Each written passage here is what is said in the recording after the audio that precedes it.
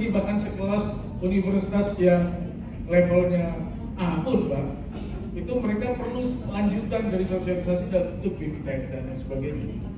Karena pertama kita masuk kepada platform. Jadi bahasa platform itu akan beda dengan kita seperti bahasa akademik. Akan beda bahasa platform. Kemudian syarat-syarat administrasi secara umum. Sehingga apa yang diinginkan oleh platform itu yang harus kita ikuti. Jadi kalau misalnya bahasa administrasi kita secara umum, kalau Bapak diminta membuat surat pernyataan dari perguruan tinggi atau dari mitra, yang itu dalam bahasa administrasi secara umum dari aspek legal cukup ditandatangan dan stempel itu legal. Tapi kalau misalnya platform menghendaki ada materi, ya harus dikasih materi, dan materinya pun tidak boleh berseri sama, sehingga banyak yang fail, banyak yang gagal juga di situ. Itu artinya apa? Perlu ada sosialisasi yang bukan sekedar umum saja didapat, tapi ada semacam bimbingan lanjutan atau bimbingan. Nah ini yang mungkin setelah Bapak Ibu mendapatkan itu tidak kemudian mendapatkan bimbingan lanjutannya, sehingga ada hal-hal yang sifatnya teknis, terutama teknis administratif, dan juga menyangkut substansi perguruan tinggi atau insan tinggi, terutama pengusul, Pak. Itu kan dia butuh, yang dibutuhkan rekam jejak yang benar. Rekam jejak itu pertama artinya kalau dia menangani program ekonomi, dia berarti latar belakang prodinya harus ekonomi. Nah ini masih ada yang kemudian tidak nyambung gitu secara substansi. Jadi rekam jejak ini penting. Bukan hanya soal rekam jejak secara disiplin ilmu, tapi juga rekam jejak bahwa dia pernah melakukan inovasi itu. Jangan baru coba-coba.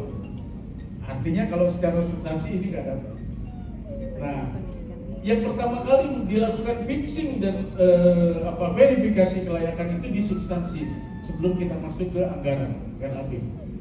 Jadi hemat saya, kalau di sini memang lebih banyak sosialisasinya belum masuk, mungkin itu bisa jadi. Ya, saya tidak mau, kami tidak mau juga mendiskreditkan lembaga, tapi ini juga semua berangkat dari antusiasme lembaga yang menaungi juga. Ya, kami tidak tahu bagaimana evaluasinya LRDT dan lain sebagainya. Mestinya sebagai kepanjangan tangan LRDT juga kemudian bisa lebih banyak mengambil peran proaktif untuk, karena yang kami dapati, Pak, di LRDT di beberapa daerah tertentu berangkat mereka mengumpulkan perguruan tinggi di wilayah koordinasinya, mengumpulkan, lalu mereka membuat bimbingan. Bahkan sebelum masuk ke platform, mereka kemudian melakukan seperti pitching di internal perguruan tinggi. Bagaimana proposalnya dan lain sebagainya itu diseleksi, betul-betul dilihat oleh teman-teman dari LNDT yang mereka bikin tim tersendiri. Nah, kami nggak tahu bagaimana cara kerja di LNDT 11, apakah sudah seperti itu atau tidak. Nah itu artinya ya mungkin kita evaluasi bersama-sama untuk proses begitu, apakah ada perhatian, ada concern dari lembaga yang menaungi itu. Mungkin ini karena mungkin ada beberapa perguruan tinggi di sini yang di bawah naungan LNDT 11 juga bisa menjadi koreksi atau kritik buat kita bareng-bareng. Gitu. Kemudian Bapak Ibu sekalian, terkait mitra yang sulit, ini hampir sama ditanyakan oleh ketiga penanya. Justru inilah upaya kami untuk mempertemukan dengan ekosistem yang kita bangun. Kami yang menghadirkan mitra ini, kami tawarkan beberapa BUMN yang kemudian kita hadirkan, lalu BUMN punya anggaran baik CSR dan lain sebagainya. Lalu ditawarkanlah masing-masing perguruan tinggi berpresentasi di depan BUMN itu untuk bagaimana mereka menawarkan program inovasi dari apa yang dimiliki oleh BUMN. Seperti yang kita lakukan dengan Pertamina, kita buka forum, beberapa perguruan tinggi hadir, kemudian di situ ada orang Pertaminanya, mendengar orang Pertamina itu bagaimana setiap perguruan tinggi mempresentasikan apa usulan program dengan dana yang kami miliki untuk bisa dikolaborasikan. Yang itu nanti ketika Pertamina misalnya sudah oke, baru bareng-bareng masuk ke platform kedirect. Karena di platform Kedai Reka yang paling bagus adalah Bapak Ibu berjodoh dulu di luar itu, berjodoh dulu di luar platform, baru masuk bareng-bareng. Banyak yang fail, yang kami contohkan tadi proposal yang masuk banyak tapi yang diterima sedikit adalah mereka yang masuk langsung ke platform, tidak berjodoh di luar platform dulu, tapi kemudian mencari jodohnya pas di platform. Iya, kalau betul bisa match, yang kemudian ditawarkan bisa nyambung, bisa nerima. Kalau misalnya tidak, ya udah, Bapak nunggu tuh, atau nyari lagi, tidak juga masuk, ya banyak di situ yang kemudian fail, nggak dapat jodoh gitu ya di dalam platform. Karena Kedai Reka ini platform perjodohan, Bapak Ibu. Yang Bapak masuk dari Pinsang Dikti, kemudian hanya bisa melihat peluang cipta, bisnis case dari para mitra. Kalau Bapak Ibu dari mitra masuk ke platform yang hanya bisa melihat usulan inovasi atau rekreasi Reka. Nah, itulah platform.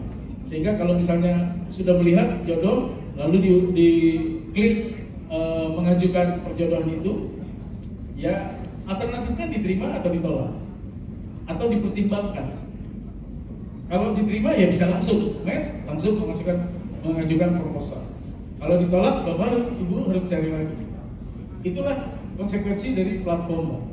Sehingga betul-betul yang menjadi usulan kreasi Reka Bapak itu adalah inovasi yang betul-betul mampu menyelesaikan persoalan industri, mampu menyelesaikan bisnis case dari mereka. Gitu. Nah, evaluasi kami bukan hanya di 14 proposal Kalimantan Tengah yang menjadi 2 yang bisa diterima, tapi di kebanyakan daripada yang lain pun di Jawa, Sumatera dan sebagainya itu karena soal-soal tadi secara teknis, gitu Pak.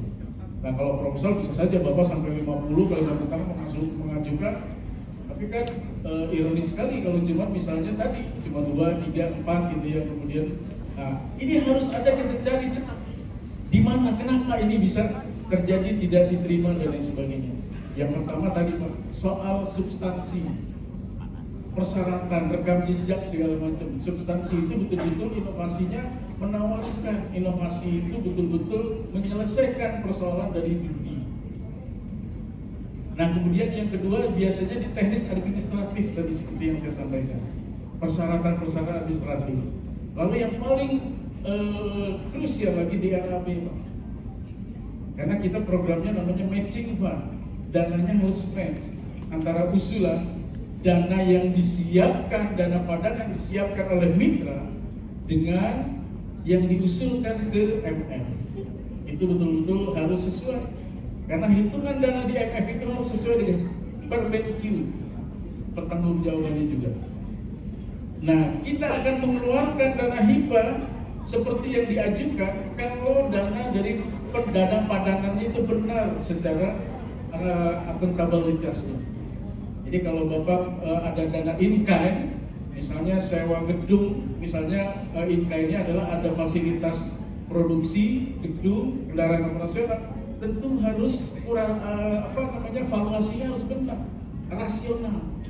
Kalau valuasinya tidak benar, tidak rasional, maka itu dari segi RAB bisa fail juga. Nah ini kira-kira teknis trik ya Bapak Ibu sekalian supaya kita bisa mendapat kesempatan. Nah kadang-kadang ini ada juga yang terbalik, inovasinya harus keluar dari perguruan tinggi, datang dari perguruan tinggi sebagai sebuah kreasi Reka, tapi ternyata inovasinya itu justru inovasi dari mitra. Lalu gimana perguruan tinggi? Kadang-kadang perguruan tinggi hanya dimanfaatkan supaya kita dapat dana aja nih, gitu. Untuk dimanfaatkan untuk berjodoh saja sebagai mitra. Nah ini yang juga tentu teman-teman dari viewer, evaluator akan paham kondisinya. Nah oke, Bapak Ibu sekalian, soal persyaratan yang rumit juga jadi evaluasi kami, tapi karena dalam beberapa bahasan terakhir memang itu dibicarakan. Mudah-mudahan kami bisa menemukan formulasi yang simple, tapi tetap tidak mengabaikan dari kepentingan aspek legalitas. Bapak Ibu sekalian, soal kelompok tani bagaimana jadi mitra? Prinsipnya yang mitra, namanya mitra itu adalah berbadan hukum. Pertama, yang kedua punya dana padanan. Kalau kelompok tani tidak punya dana padanan, walaupun dia berbadan hukum, nanti dia jadi penerima manfaat saja. Seperti di Kalimantan Selatan, Adoro punya dana CSR 1,5 miliar, mereka bikin program ITS, Edu Agro Wisata Planner seperti itu, dan penerima manfaatnya pesantren. Ya, kami tambahkan dananya 1,5 miliar kepada mereka, lalu jalanlah mereka dengan 3 miliar. Tahun 2020 itu 2022 mereka mengajukan lagi, nilainya berkurang sih, tapi untuk kelanjutan dari program bisa. Justru itu yang sebenarnya lebih diuntungkan, karena program kita adalah single year, cuma 1 tahun, bukan multi year sifatnya. Tapi kalau ini program sudah berjalan di tahun ini, tahun 2022 misalnya, sudah mendapatkan, dilaporkan dulu 1 tahun itu, kemudian di tahun berikutnya mengajukan lagi untuk pengembangan, ada inovasi baru, silakan. Dengan program yang sama, boleh. Seperti itu. Bahkan ada penilaian bahwa program sebelumnya sudah berjalan dengan bagus, itu menjadi pertimbangan. Nah itu kira-kira Bapak Ibu sekalian. Jadi kelompok tani, kemudian ada UMKM misalnya, boleh mereka dilibatkan, tapi lihat dulu kapasitasnya, apakah berbadan hukum, kemudian apakah punya dana padanan. Boleh misalnya dia berkonsorsium, kelompok taninya berkonsorsium dengan pemerintah desa atau BUMDes segala macam. Dia nggak punya in-cash, tapi dia punya income. Tapi yang punya in-cash itu biasanya pemerintah desanya atau BUMDes yang boleh berkonsorsium menjadi satu mitra, kerjasama dengan satu perguruan tinggi. Itu bisa sebagai mitra kelompok tani dalam posisi seperti itu, walaupun punyanya in-kind saja. Nanti in-cashnya dalam konsorsium itu adanya di pemerintah desa atau di BUMDesnya, boleh seperti itu. Nah itu kira-kira gambarannya. Ya, kemudian cara mengembangkan universitas, apakah ada mitra yang diajak, terutama dari segi peningkatan fasilitas. Kalau dari program Kedaireka, sepertinya ini tidak masuk dalam platform kita, Pak ya. Tapi kalau soal kemitraan, semua serba memungkinkan kalau kita sudah dalam sebuah ekosistem, Pak. Gitu. Karena banyak juga beberapa perusahaan yang sebenarnya juga punya visi. Yang penting kan kalau soal perusahaan itu, terutama dari sisi CSR-nya, itu punya visi untuk bisa ikut membangun masyarakat melalui kerjasama dengan perguruan tinggi, terutama misalnya di bidang pendidikan dan lain sebagainya. Jadi Bapak bisa melihatnya hal itu mungkin di platform kita tidak bisa, tapi di ekosistem kita mungkin masih bisa kita pertemukan. Nanti kalau misalnya perusahaan itu adalah yang dialokasikan oleh mereka dengan CSR, ya bisalah kepada teman-teman kami di pengurus forum CSR. Karena kebetulan juga ada kerjasama antara pengurus forum CSR dengan di PMO Kedaireka. Jadi semua bisa serba memungkinkan di dalam sebuah ekosistem. Nah, ada bagian di ekosistemnya yaitu matching fund. Kalau untuk pembangunan seperti itu tidak bisa. Apalagi ada 4 yang tidak diperbolehkan dari dana hibah digunakannya. Pertama, untuk pembelian lahan tidak boleh. Kalau Bapak Ibu dapat dana hibah matching fund, itu tidak boleh untuk pembelian lahan. Yang kedua, untuk pembangunan infrastruktur, ya, jalan, pembangunan. Kemudian yang ketiga, untuk pembelian kendaraan operasional. Yang keempat, tidak boleh dananya untuk dipinjamkan atau dijadikan jaminan. Tidak boleh. 4 hal itu dilarang untuk ketika Bapak Ibu mendapatkan dana hibah dari matching fund. Ya, Pak Wijanarka itu ya. Nah, itu kira-kira gambarannya Bapak Ibu sekalian. Kemudian yang ketiga dari UPR, ya, demokratisasi bagaimana menggalang kemitraan. Ya, demokratisasi akses itu kan artinya setiap dosen atau pengusul dari perguruan tinggi dimungkinkan semua untuk terlibat dengan usulan inovasi mereka. Gitu. Silahkan, asal dosen tersebut punya INDN atau INDK. Syaratnya yang kedua, syaratnya tidak boleh dalam sedang studi lanjut. Yang berikutnya, tidak boleh punya hubungan famili dengan si mitra. Gitu, Pak. Nah, dan universitasnya atau perguruan tingginya tidak dalam pembinaan atau kena sanksi. Itu syarat. Jadi demokratisasi akses itu berlaku di luar dari syarat-syarat itu. Silakan. Demokratisasi akses dari insan perguruan tinggi itu artinya setiap dosen itu memiliki kesempatan yang sama sampai 2 kali, dan mahasiswa juga punya kesempatan juga untuk dilibatkan dalam program ini, terutama menyangkut SKS mereka untuk pengalaman belajar sampai di lapangan sampai 20 SKS. Nah, demokratisasi akses berikutnya adalah bagi dari mitra Dudi untuk terlibat dalam program ini, terutama mereka-mereka yang punya bisnis case, punya peluang cipta. Saya perusahaan A, saya bergerak di pertanian, kemudian saya punya masalah soal produk jagung saya misalnya, ini harus ada inovasi bagaimana produk jagung saya lebih bagus mutunya, lebih banyak jumlahnya segala macam. Nah, kira-kira ada perusahaan yang bisa menjawab masalah saya nggak? Nah, seperti itu. Itulah dia punya peluang cipta seperti itu, bisa ditawarkan, bisa disampaikan, dan semua mitra Dudi bisa punya akses yang sama untuk juga mendapatkan bantuan. Tadi yang saya bilang cost efisiensi juga terjadi dan peningkatan scale produk, scale up dan lain sebagainya, terutama mutu produk dan lain sebagainya. Jadi itu sangat dimungkinkan bisa dilakukan. Baik, ada yang belum terjawab, saya kira sudah semua ya. Terima kasih Bapak Ibu, mungkin ini yang bisa saya sampaikan.